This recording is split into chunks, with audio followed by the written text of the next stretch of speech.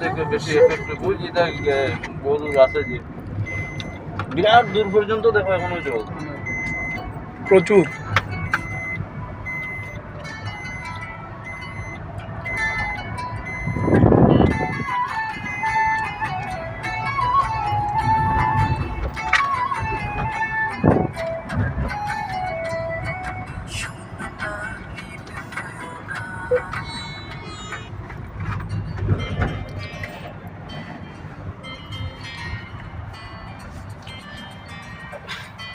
পুরো জল ঢুকার পরে ইচ্ছে বসে বসতো আর কিচ্ছু নেই।